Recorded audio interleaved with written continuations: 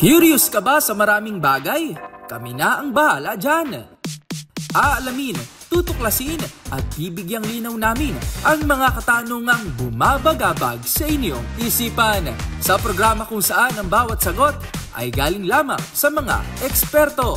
Ang Expert's Opinion, tuwing linggo alas 3 ng hapon, dito lang sa DZRH TV.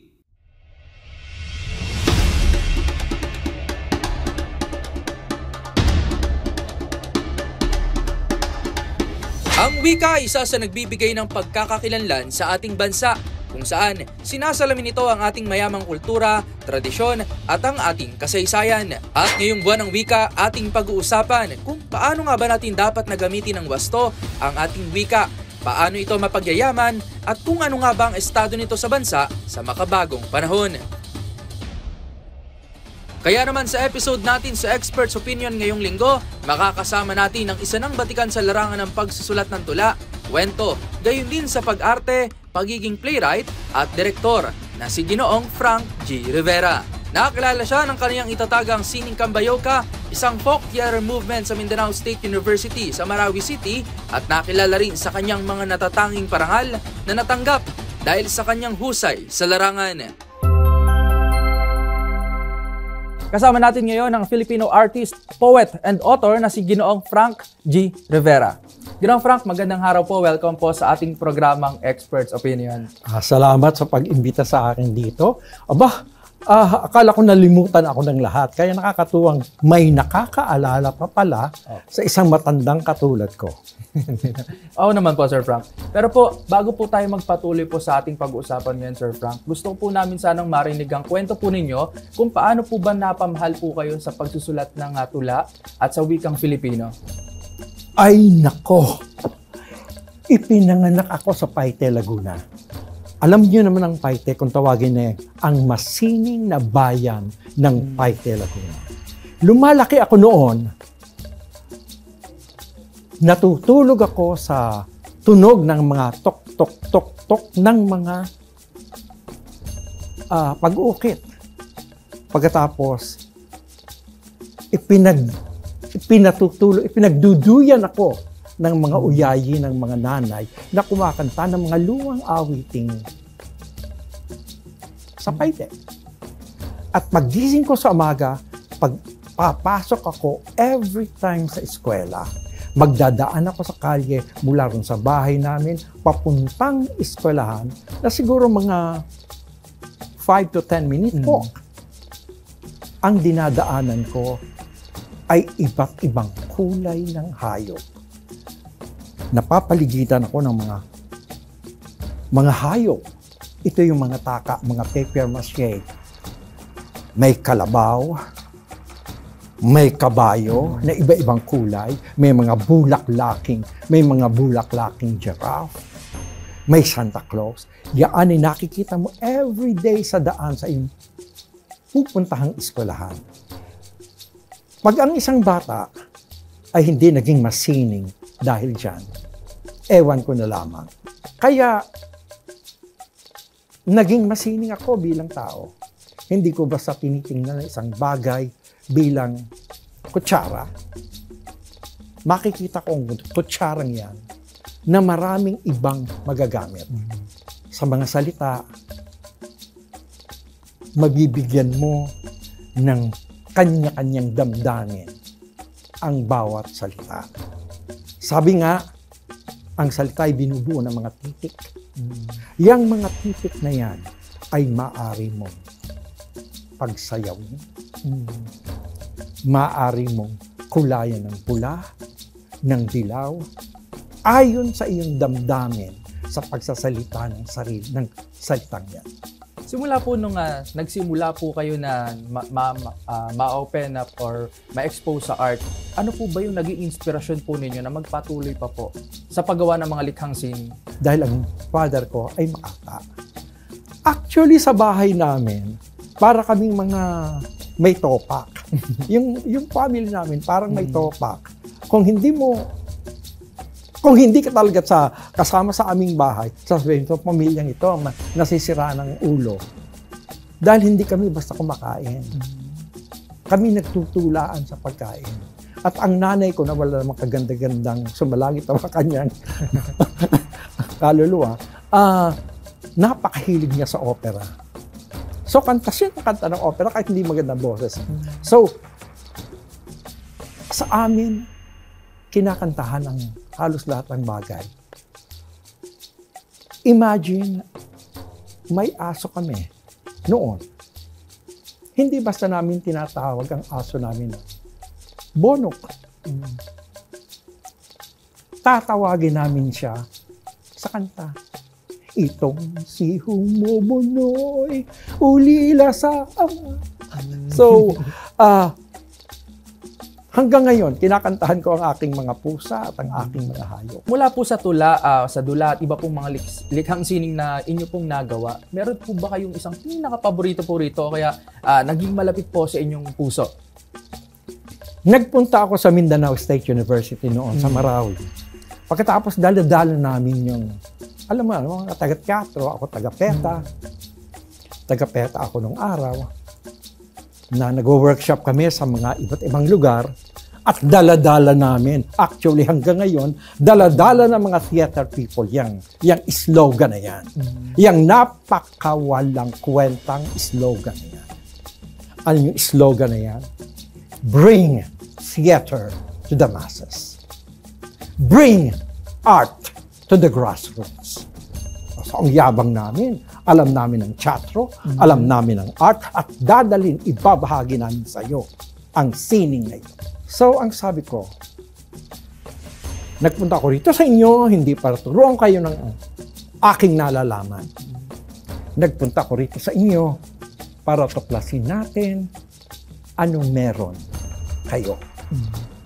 Ano ang nasa sa loob ninyo.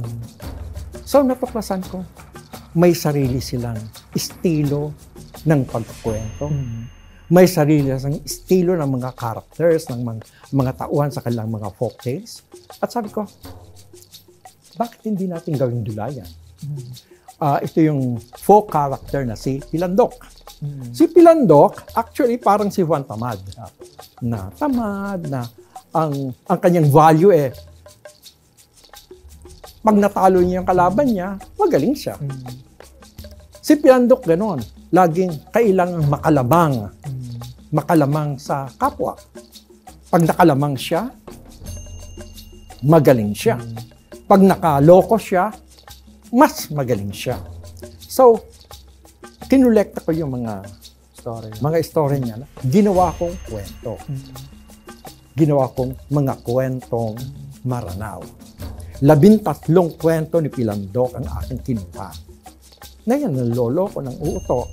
Pagkatapos, yung 7, yung kanilang Pilandok, yung nalolo ko ng uuto, ng lalamang. Sa middle, may mangyayaring iba, hanggang sa dulo, hindi na si Pilandok yung nalalamang. Na doon sa una, kontrabida siya. Doon sa last part, siya ay bida na. And it was good. Siyempre, ito galing sa research ng mga pantas. Galit na galit sa akin. Bakit mo binago si Pilandok? Wala namang Pilandok na ganyan. Ay, ganyan ako. Sabi ko, nasaan tayo? Hindi ba? Nasa Mindanao State University tayo. At ano ang Mindanao State University? Ang Mindanao State University is an educational institution. Sabi ko, kung ang hero ng mga bata ay ang folk character na nalalamang at nang iisa sa kapwa, ano ang values na ituturo mo sa mga bata? Ang makaisa, bida ka. Kaya siguro ngayon, hindi kagandahan ng tingin sa inyo. Dahil nang iisa, nalalamang. Sabi ko, ay naku, babaguhin mo, hindi ganyan. Dahil hindi dapat baguhin sa kanya. No, babaguhin ko. Dahil ako'y nasa edukasyon. At pag nabago ko ang pananaw ng isang bata na nanunood at nagbabasa ng tungkol kay Pilandok, at sa wakas, gagayahin niya si Pilandok bilang tao, bilang bida. Magtatagumpay tayo bilang mangguro. Ang nakatutuwa, ngayon, ang mga bata doon sa lugar namin, sa lugar sa Mindanao, ang Pilandok na kilala nila ay yung Pilandok ng Tambayoka. Yung Pilandok ni Frank Rivera na may pag-asa, mabuhay, ng matino at maayos ang isang tao. Hindi dahil sa panlalaman. Kaya, paborito ko si Pilandok sa ating mga ginawa. Maraming salamat po, Ginoong Frank. Dako naman po tayo ngayon sa tema po ng Buwan ng Wika po ngayong taon na paglinang sa Filipino at katutubong wika, pakasaysayan sa pagkakaisa ng bansa. Ano po bang pananaw niyo po rito? Ang wika ang pwedeng magpaisa sa ating bayan. Tamang-tama na ngayong Agosto, ipinagdiriwang natin ang kaarawan ni Manuel L. Quezon na siyang pinagmulan ng wikang Pilipino.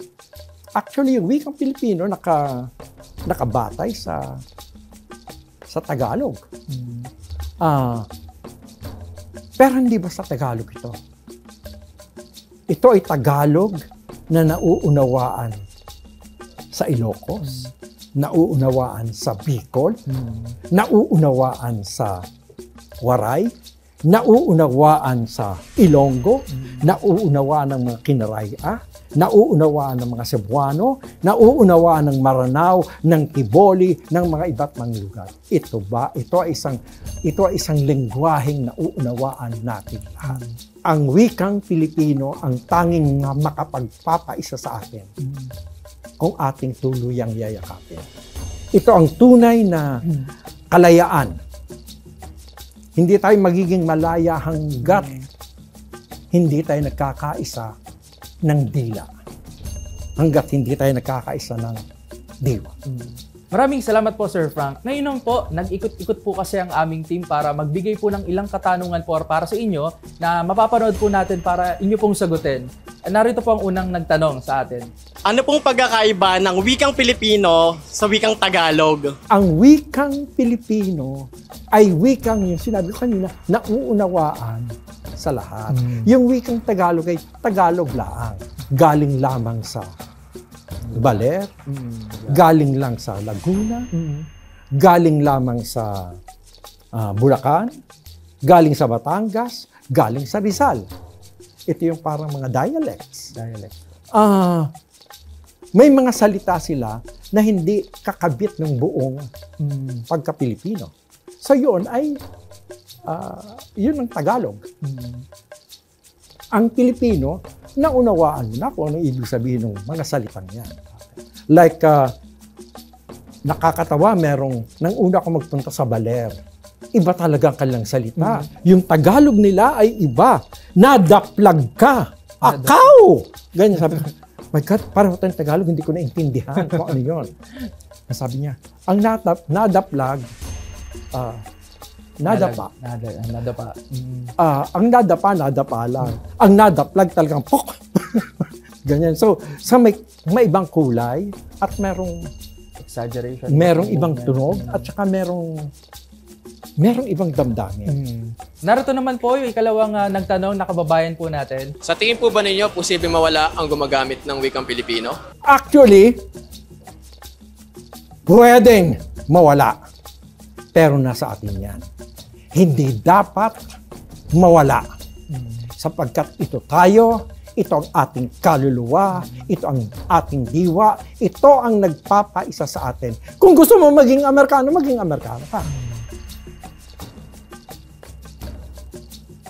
Kung gusto mo magsalita ng ibang wika, go on. But will you be malaya bilang ikaw? Ang iyong bang puso ay malaya? Ang iyong kaluluwa, ang iyong pinanggalingan ba ay malaya dahil ang iyong dila ay nagsanga na ano ba nagsasanga? Ano ba nagsasangang dila? Di ba? Ulupong lang. At ano ang ulupong? Masama. Salamat po, Sir Frank. Huli na lang po, ang katanungan po ng ating kababayan. Gaano po kagaling ang mga Pilipino pagdating sa pagsusulat ng tula? Huwag nating mamaliitin ang mga Pilipino. Kahit simpleng estudyante, kahit simpleng bata, may kanyang sariling pananaw sa isang bagay yan. At dapat yun ang ating dudukutin, yun ang ating hahalkayin. At makikita natin, lahat tayo ay pwedeng tumula. Like, tinatawag ko makatamay kasi yung sinasabi ko, karaniwan din lang. Lahat ay makagagawa niya. Kaya nating lahat, basta mamahalin natin ang ating sariling wika at tayo makalilikha ng maraming tula. Maraming salamat po, Sir Frank. Sana po ay nabigyan po natin ng kasagutan ng ating mga curious na kababayan po na nagtanong po ngayong buwan ng wika pa rin naman po. Ngayon, Sir Frank, dako naman po tayo dahil ito po medyo personal naman po na katanungan po. No? Bilang isang alagad po kayo ng sining, sa tingin po ba ninyo, ano po yung mga simpleng paraan na magagawa po ninyo para mapanatili po ang yaman po ng sarili nating wika? Magbasa. Magbasa ng mga likhang Pilipino. Ma-Ingles o ma-Tagalog o ma-Pilipino. Actually, si Nick Joaquin, ipinagyayabang ko yan sa aking mga pagsasalita na akala natin world literature has Shakespeare, has Keats. Si Nick Joaquin ay maaaring ihilera sa mga ito. Marami tayong mga writers na maaaring ihilera sa mga yan. Nariyan si Francine Jose, nariyan si Virgilio Almario, si Butch Dalisay, si Crip Yuson. Basahin mo lang sila.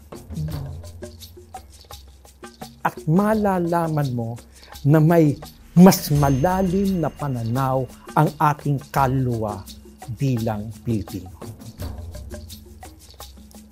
At yan ay makapagbibigay ng inspirasyon sa lahat ng mga mambabasa. Maraming salamat po, Sir Frank. Siguro bago na lang po tayo magtapos, no? Meron po ba kayong isang mensahe? Gamit po ang isang one-liner na tula na ibibigay po ninyo sa mga Pilipino ngayong buwan ng wika. Tinawag ako makata sa cellphone. Dahil, nang mauso yung cellphone, nang mauso ang text, nanghihinayang ako sa kwadro, yung 4 lines na yan. Pagkatapos, sasabihin mo, good morning. Pagkatapos, forward mo lang yung iba. Ba't hindi tayo gumawa ng tula? Okay. Instead of tula, instead of hello, magbigay ka ng isang tula para mabasa ng mga textmates mo. Ang unang-unang tula kong sinulat ay nakasama sa akin. Galit na galit sa akin ng Gabriela. Mabuti lang, ipinagtanggol ako ni Odette Alcantara at saka ng kaibigan ko si Hilda Cordero Fernando. Dahil yung una kong tula sa cellphone ay ito. Hindi maganda ang dating sa mga kababaihan. Ang tula ito, inanakalang Kastila sa Amerikano dumapa. Bumangon nga at lumaya. Sa incheck pala, titihaya. So, galit na galit sa akin. Ako, ganyan. Masama ang tingin mo sa mga kababaihan. Sabi ko, I'm just talking about history. Ngayon, ang aking message, isa rin sa mga una kong tula, tayong lahat.